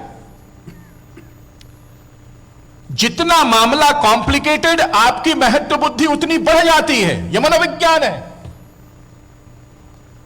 सरल व्यक्ति, सरल रहन सहन, सरल पसनावा। आप संत को इसलिए, गुरुजी हम जा रहे हैं कहां। बोले कुंभ में। हमको संत कैसे मिलेगा। हम कहे तुमको कभी न मिलेगा। अरे गुरुजी मैंने कहा नहीं भाई, ऐसा कह दो तो आदमी चेले लड़ाई कर ले। अरे गुरुजी आप क्या अपने आप को समझते हो, हमको क्यों नहीं मिलेगा। मैंने अपने मन में रखा। क्यों, वो जो व्यक्ति पूछ रहा है वो सबसे कॉम्प्लिकेटेड मस्तिष्क का व्यक्ति है। उसको कॉम्प्लिकेशन इतना है? कुछ आदमी इतने बोले चाय मांगो। गुरुजी कौन सी चाय दूं आपको, कौन सी चाय दूं, ग्रीन टी दूं, लेमन टी दूं, मसाला टी दूं। अरे हमने कहा इतने में जो हो वही दे दो भैया, कीप इट सिंपल। हर जगह कॉम्प्लिकेशन। तो गुरुजी कैसे संत मिलेंगे। हमने कहा आपको नहीं मिलेंगे। गुरुजी क्यों नहीं मिलेंगे, क्यों मिलना दुर्लभ है। हमने कहा इसलिए नहीं मिलेंगे कि मिलना दुर्लभ है, इसलिए आपको नहीं मिलेंगे कि सच्चे संत का मिलना बड़ा सुलभ है। और वो उतनी सुलभता से मिल जाए।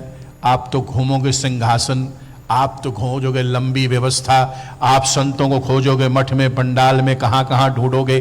जितना कॉम्प्लिकेटेड आपका मस्तिष्क होगा, आप उतने ही कॉम्प्लिकेटेड महात्मा को ढूंढ निकालोगे। भाई आपसे कॉम्प्लिकेटेड उधर होगा तब तो आपको महत्व बुद्धि जगेगी। सच्चा संत क्यों नहीं मिलेगा? बोले सच्चा संत इसलिए नहीं मिलेगा कि वह इतना सरल होगा, इतना सहज होगा कि आप उसे मिस कर जाओगे। एड्रेस दे दिया, ये एड्रेस लिख करके जाओ। किसको दिया? ब्राह्मण को। जाओ वहां, मैं खाली नहीं हूं। ठीक है माता जी, धन्यवाद, थैंक यू वेरी मच। वहां गया एड्रेस लेकर के, ढूंढते ढूंढते ढूंढते ढूंढते ढूंढते ढूंढते एक जगह वो एड्रेस दिखा, वहां ठिठक के खड़ा हो गया।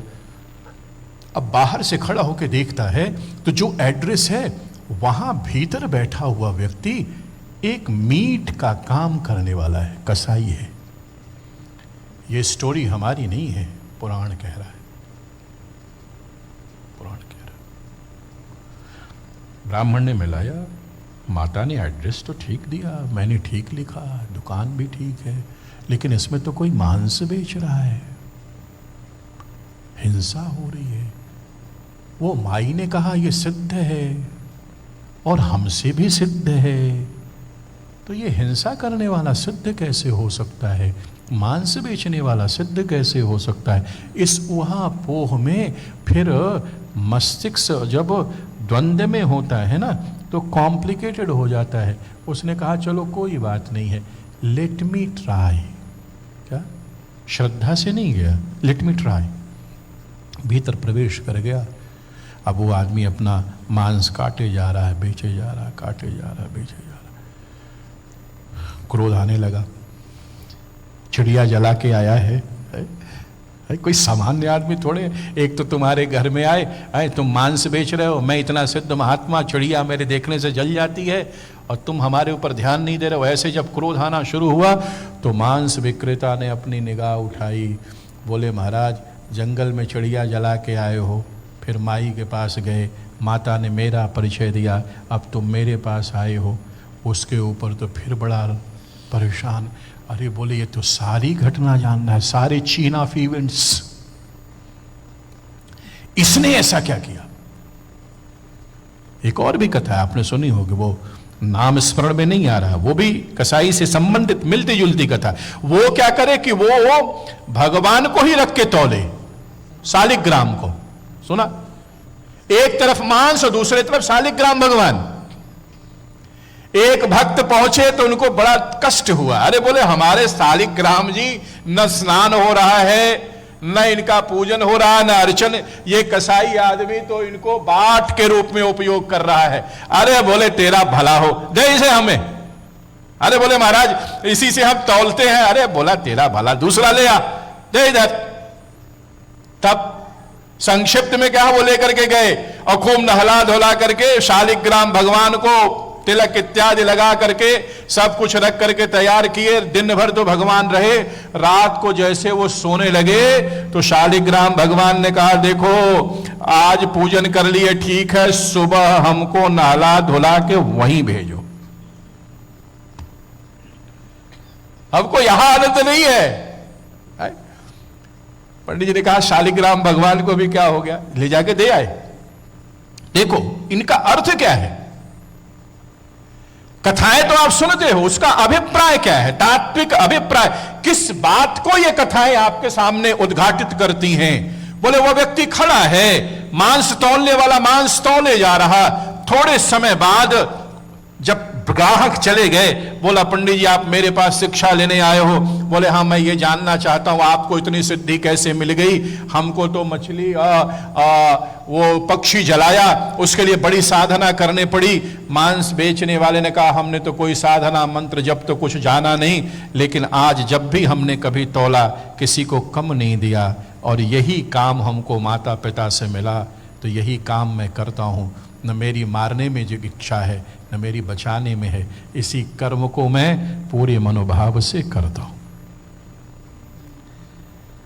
अभिप्राय क्या है?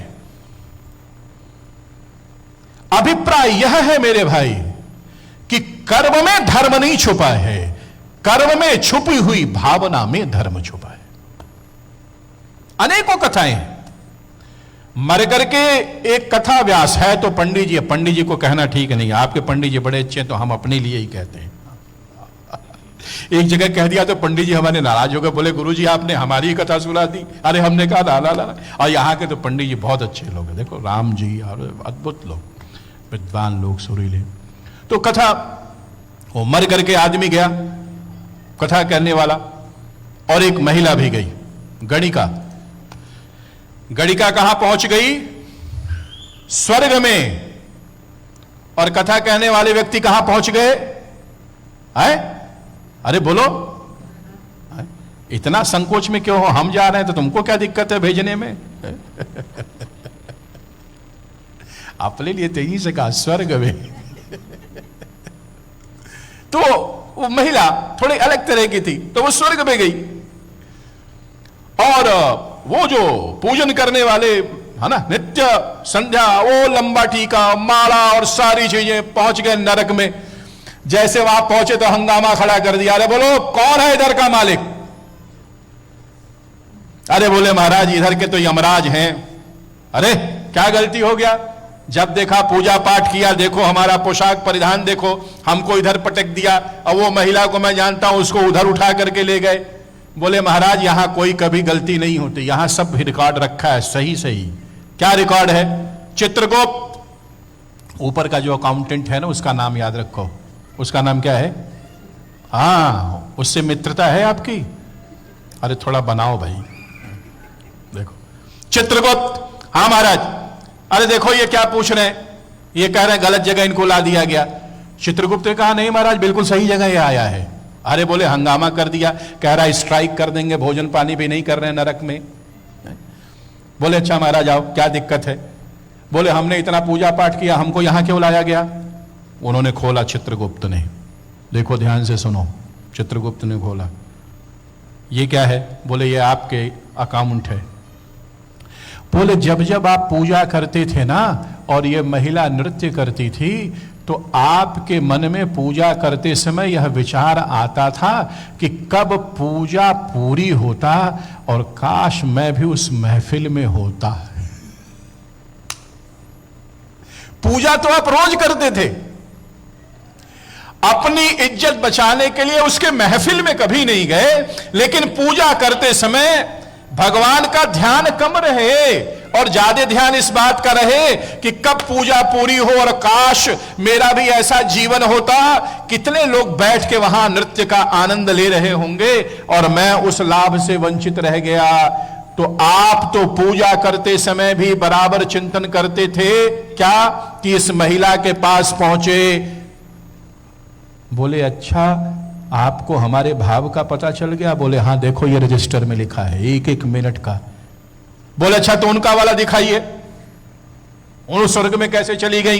बोले हाँ उनका भी देखो, हमको पता है वो दिन भर नृत्य करना, दिन भर नाना प्रकार के संसार के कार्यों में लगे रहना, उनको स्वर्ग कैसे मिला? बोले उनका भी देखो पत्नी जी। आ गया, क्या है इसमें? बोले जितनी बार वो महिला नृत्य करती थी, नाचते समय उसकी यही प्रार्थना होती थी कि सामने बैठे हुए मंदिर में वो व्यक्ति, कितना भाग्य है उनका, रोज भगवान को स्नान कराना, भगवान को वस्त्र चढ़ाना, मेरा कितना बड़ा दुर्भाग्य है। लोगों के सामने मैं नृत्य करती हूं, कभी ऐसा मौका लगे कि मैं भी मंदिर में जाऊं और भगवान के सामने नृत्य करने का मौका मिले। महत्वपूर्ण क्या करते हो वह नहीं, महत्वपूर्ण क्यों करते हो वह है। यह गीता है। गीता जैसा महाग्रंथ, अद्भुत ग्रंथ होने के बाद भी आपको आज भी यह भ्रांति है बहुत संख्यक लोगों को, क्या कि कुछ कर्म को आप धर्म मानते हो, कुछ कर्म को अधर्म मानते हो। इस धर्म अधर्म की मान्यता में आपने सही धर्म की तरफ ध्यान ही नहीं दिया। क्या? बोले सही धर्म वह है जहां सच्चे हृदय के साथ यदि शुभ कर्म किया जाए तो ही वो धर्म है। भावना अपवित्र हो तो फिर क्या है? धर्म नहीं है। गीता ने इसी बात को व्याख्यायित करने के लिए दिखाया। गुरुजनों की हत्या, पितामह की हत्या, बंधु बांधवों की हत्या। और करने से पहले अर्जुन भी वही बात कहता है जो हमको समझ में आती है, गुरु न हत्वा ही महानुभावान। अरे ये महानुभाव लोग हैं, श्रेष्ठ जन लोग हैं कृष्ण, मैं इनकी हत्या कैसे करूं, यह तो महापाप है। और तब कृष्ण कहते हैं बच्चा यह महापाप नहीं है। क्यों? क्योंकि तुम लोगों को इसलिए नहीं मार रहे कि तुम इनके राज्य को भोगो, तब बोले तुम यह भाव से मारो कि इनको मारने के बाद धर्म की स्थापना होगी। It's not what you do, it's why you do that matters. Try to understand. This is Bhagavad Gita. हाँ? ठीक है, और 2 मिनट भगवान नाम संकीर्तन, फिर अपन कल क्रम को आगे बढ़ाएंगे। ठीक है।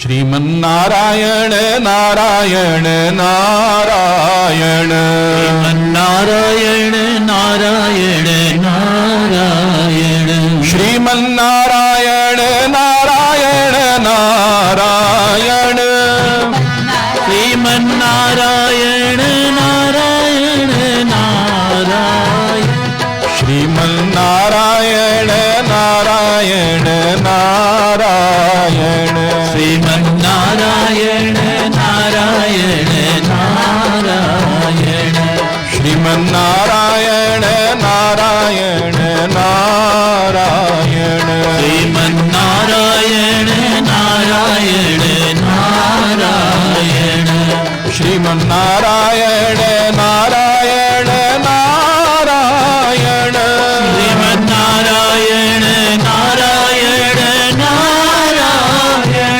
श्रीमन नारायण नारायण नारायण,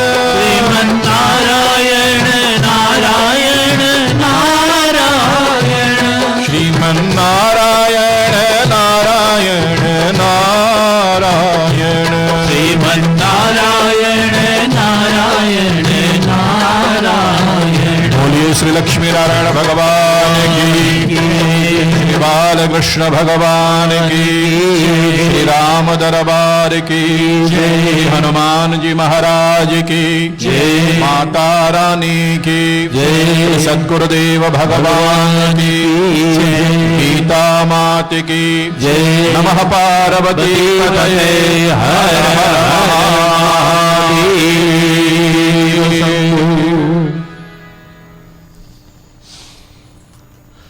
बोलिए श्री वृंदावन बिहारी लाल की जय। अभी 6 दिन की कथा और है, जिनमें से हमें कुछ आप सभी भक्तों से सहयोग की जरूरत है। आप यजमान के रूप में सहयोग कर सकते हैं, हर तरह से आप लोग सहयोग करिए। और 2 दिन के लिए हमें यजमान चाहिए, एक तो बुधवार परसों यानी 9 तारीख के लिए, और एक 13 तारीख जो अंतिम संडे है। ये 2 दिन संडे और वेडनेसडे 2 दिन के लिए हमें यजमान चाहिए। यदि आप में से कोई भक्तजन अपनी ओर से सेवा करना चाहते हैं तो जरूर आगे आएं। चलिए आरती की तैयार हो। आज भगवान शंकर जी की आरती होगी। आइए 1 मिनट भगवान शंकर जी का नाम लेते हैं। कोई नहीं, खड़े होकर लीजिए, कोई बात नहीं।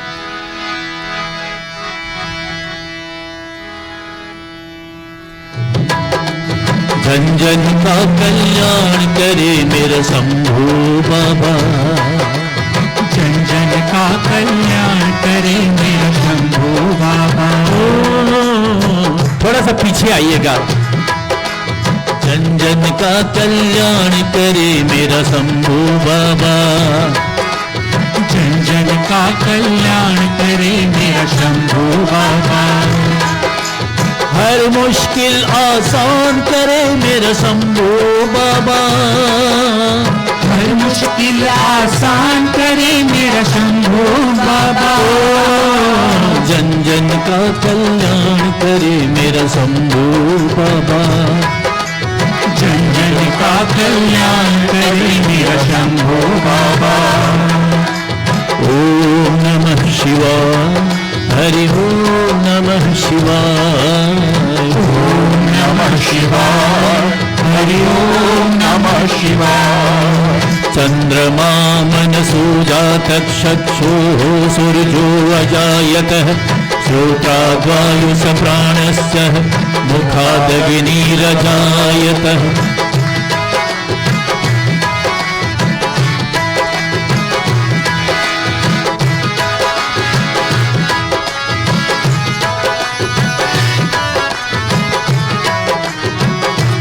ओम जय शिव ओंकारा बोले हर शिव ओंकारा। ब्रह्मा विष्णु सदा शिव ब्रह्मा विष्णु सदा शिव। अर्धांगी धारा हर हर हर महादेव। एकानन चतुरानन पंचानन राजे। पंचानन राजे। हंसासन गरुड़ासन हंसासन गरुड़ासन। वृषवाहन साजे। हर हर हर महादेव। दो भुज चार चतुर्भुज दस भुज तीसो हे। दस भुज तीसो हे। तीनों रूप निरखता तीनों रूप निरखता। त्रिभुवन जन मोहे। हर हर हर महादेव। अक्षमाला वनमाला रुंडमाला धारी। रुंडमाला धारी। चंदन मृग मद सोहे। चंदन मृग मद सोहे। बाले शुभकारी। हर हर हर महादेव। त्रिपुरारी कंसारी करमाला धारी। करमाला धारी। सुखकारी दुखहारी। सुखकारी दुखहारी। जग पालनकारी। हर हर हर महादेव। श्वेतांबर पीतांबर बाघंबर अंगे। बाघांबर अंगे। सनकादिक ब्रह्मादिक। सनकादिक ब्रह्मादिक। भूतादिक संगे। हर हर हर महादेव। कर मध्ये सुखमंडलु चक्र त्रिशूल धरता। चक्र त्रिशूल धरता। जग करता जग हरता। जग करता जग हरता। जग पालन करता। हर हर हर महादेव। ब्रह्मा विष्णु सदा शिव जानत अविवेका। जानत अविवेका। प्रणवाक्षर के माधे ओम अक्षर के माधे ये तीनों एका। हर हर हर महादेव। काशी में विश्वनाथ विराजत नंदी ब्रह्मचारी। नंदी ब्रह्मचारी। चाहे, नित उठ भोग लगावत, शंकर जी का दर्शन पावत, महिमा की भारी। हर हर हर महादेव। त्रिगुण स्वामी जी की आरती जो कोई जन गावे, प्रेम सहित गावे। कहत शिवानंद स्वामी, भजत हरि हर स्वामी, मनवांछित फल पावे। हर हर हर महादेव। जय शिव ओंकारा, बोले हर शिव ओंकारा, ब्रह्मा विष्णु सदा शिव, विष्णु सदा शिव, अर्धांगी धारा। हर हर हर महादेव। ओम हर हर हर महादेव, ओम हर हर हर महादेव। त्वमेव माता च पिता त्वमेव, त्वमेव बन्धु सखा त्वमेव, त्वमेव विद्या द्रविणं त्वमेव, त्वमेव सर्वं मम देव देव। कर्पूरगौरं करुणावतारं, संसारसारं भुजगेन्द्रहारं, सदा वसन्तं हृदयारविन्दे, भवं भवानी सहितं नमामि। ध्याये नित्यं महेशं रजतगिरिनिभं, चारुचन्द्रावतंसं, रत्नाकल्पोज्ज्वलाङ्गं परशुमृगभरा भीतिहस्तं प्रसन्नं, पद्मासीनं समन्तात् स्तुतममरगणैर्व्याघ्रकीर्तिं वसानं, विश्वाढ्यं विश्ववन्ध्यं निखिलभयहरं, पञ्चवक्त्रं त्रिनेत्रम्। करचरणकृतं वा कायजं कर्मजं वा, श्रवणनयनजं वा मानसं वा पराधं, विहितमविहितं वा सर्वमेतत्क्षमस्व। जय जय करुणाब्धे श्री महादेव शंभु, जय जय करुणाब्धे श्री महादेव शंभु। बोलिए सिद्धि विनायक श्री गणपति भगवान की जय।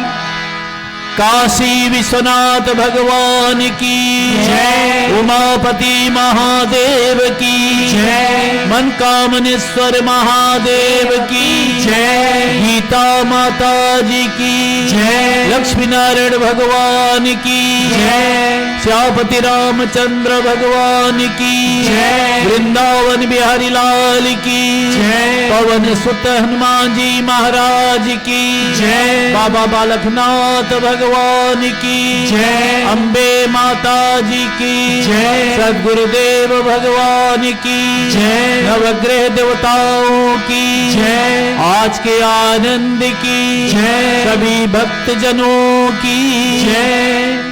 धर्म की जय हो। अधर्म का नाश हो। प्राणियों में सद्भावना हो। विश्व का कल्याण हो। गौ माता की सेवा हो। भारत माता की जय हो। सत्य सनातन धर्म की जय हो।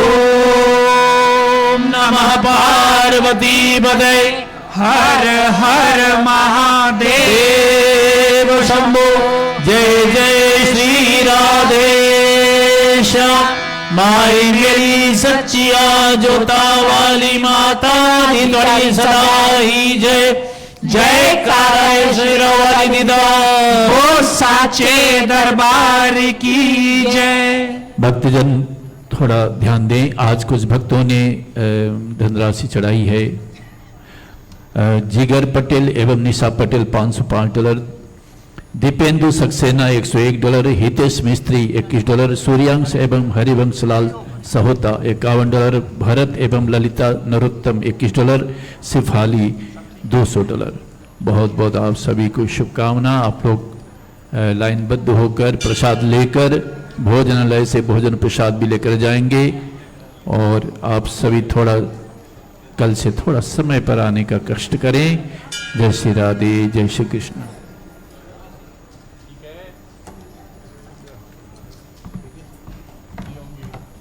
सब ठीक है, सब आनंद में, सब आनंद में, सब आनंद में बढ़िया। और क्या हाल है?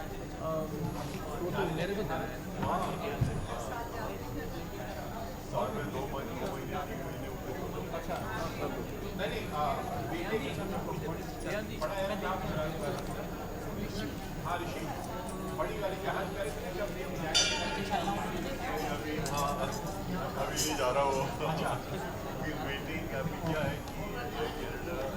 मोबाइल से